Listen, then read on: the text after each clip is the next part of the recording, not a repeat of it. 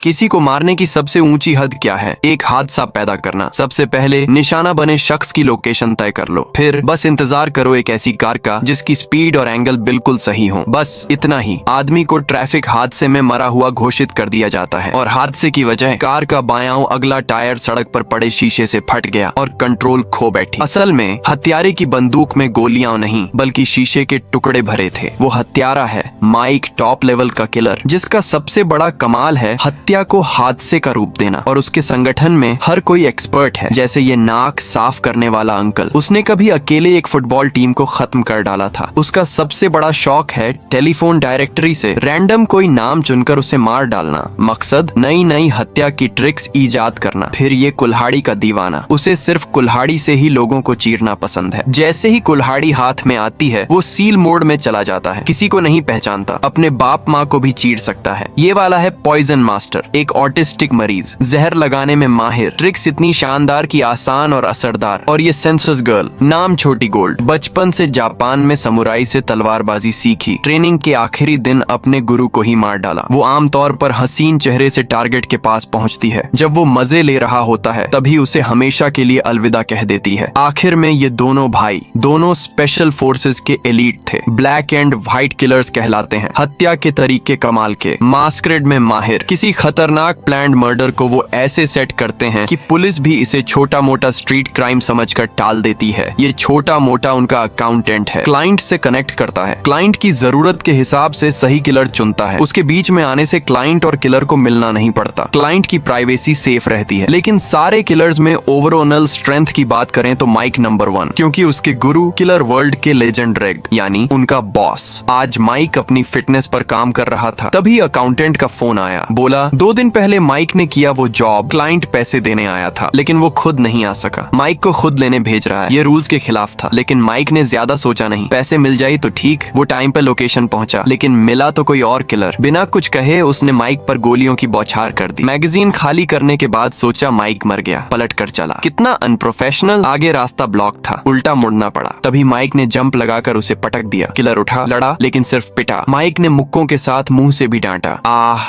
आह आह, चिंता मत करो, मुझे कुछ जानना नहीं। आह। माइक को न पैसे मिले न लगभग मारा गया। अकाउंटेंट को फोन करके झाड़ा। उसने कहा ये महज एक हादसा था, वो इन्वेस्टिगेट करेगा। माइक गुस्से से तिलमिला गया, लेकिन क्या करे। साइट को ट्रैफिक हादसे का रूप दिया और घर लौट गया। लेकिन मुसीबतें एक के बाद एक। आधी रात को फोन आया एक्स गर्लफ्रेंड की बेस्ट फ्रेंड लिली का। बोली तेरी एक्स को किसी ने मार डाला। फ्यूनरल पर लिली ने बताया मरते वक्त वो प्रेग्नेंट थी, बच्चा माइक का। ये बात माइक के दिल को चीर गई। उसने फैसला किया कातिल ढूंढेगा, लेकिन न्यूज में देखा कातिल पकड़ लिया गया। 2 ड्रग एडिक्ट्स ने घर में घुसकर लूटपाट की। उनकी वजह से अनएक्सपेक्टेड मर्डर, और दोनों ओवरडोज से मर चुके। कितना कोइंसिडेंस। माइक को हादसों पर कभी भरोसा नहीं। वो जानता था एक्स पर्यावरण एक्टिविस्ट थी। कई प्रोटेस्ट आयोजित किए जो कई केमिकल फैक्ट्रीज को नुकसान पहुंचाते थे। तो ये मौत सिंपल नहीं। एक्स की हत्या के बाद माइक क्राइम सीन पर पहुंचा। ट्रेसेस से दिमाग में रिक्रिएट किया। 2 गुंडे ग्लास तोड़कर घुसे, घर खाली देखा, सिगरेट पीने लगे। आधे में एक्स लौटी, न सिर्फ लूटा बल्कि रेप भी किया, फिर सेफ्टी के लिए मार डाला। अगले दिन दोनों ओवरडोज से मरे। पुलिस के लिए ये नॉर्मल होम इन्वेजन और अनएक्सपेक्टेड मर्डर, बिल्कुल रूटीन। लेकिन एक्सपीरियंस्ड किलर माइक को शक हुआ। फिर से ऑटोप्सी रिपोर्ट चेक की। एक्स के ब्लड में फ्लूमाजेनिल मिला, कहते हैं फ्लाइट फोबिया का इलाज। लेकिन एक्स को कभी प्लेन से डर नहीं लगता था, और प्रेग्नेंट होकर दवा कैसे लेती? ये प्रोफेशनल किलर का काम, क्योंकि फ्लूमाजेनिल का दूसरा नाम ट्रुथ सीरम। कातिल ने कुछ पूछताछ की, फिर चाकू से छलनी कर दिया। फिर दोनों स्कैपगोइड्स के हेयर और सीमेन सैंपल छोड़े। रुको, ये ट्रिक तो फेमिलियर लग रही। ये तो उसके कोलीग्स ब्लैक एंड व्हाइट की स्टाइल। फिर माइक ने दोनों को कन्फ्रंट किया। दोनों ने कबूल कर लिया। उनके लिए ये नॉर्मल जॉब था। क्लाइंट ने पैसे दिए, उन्होंने काम किया। गलत क्या? लेकिन माइक के लिए गलत, क्योंकि वो उसकी सबसे प्यारी औरत थी, पेट में उसका बच्चा। अब सब चला गया। गुस्से में माइक ने दोनों से भिड़ गए। लेकिन दोनों special force background 2 vs 1। Mike को फायदा नहीं, लेकिन special force moves fixed pattern के। माइक ने जल्दी सीख लिया। कुछ ही मिनटों में दोनों को पटक दिया। दोनों ने मर्सी मांगी। वो मेरी जान में घुस गई थी सालों से। तभी ब्लैक ने रिमाइंड किया बदला क्लाइंट से ले। भाई, क्लाइंट ने तेरी एक्स की जान मांगी, हम तो ऑर्डर्स फॉलो कर रहे थे। माइक को लगा सही कह रहे। बॉस रेग के पास गया। क्लाइंट कौन? रेग ने वार्न किया, क्लाइंट इन्फो मत पूछ, ये हमारा रूल। हाथ खींच ले वरना परिणाम भुगतेगा। माइक जान गया टेबल के नीचे गन तनी है, बेहतर है पीछे हटना। वो गया, लेकिन हार नहीं माना। एक्स की बेस्ट फ्रेंड लिली से मिला। पूछा एक्स ने किसे नाराज किया था? बातों बातों में दरवाजा टूटा। कोलीग एक्स हेडमैन आया। माइक ने पूछा, मुझे क्यों मारने? लेकिन वो रेज मोड में था, किसी को नहीं पहचानता। माइक ने पहले खुद को बचाया, फिर लड़ा। आखिर में एक्स हेड अपनी ही कुल्हाड़ी पर गिरा। तब जाकर होश आया। बोला, लिली को मारने आया था, फिर मर गया। साफ था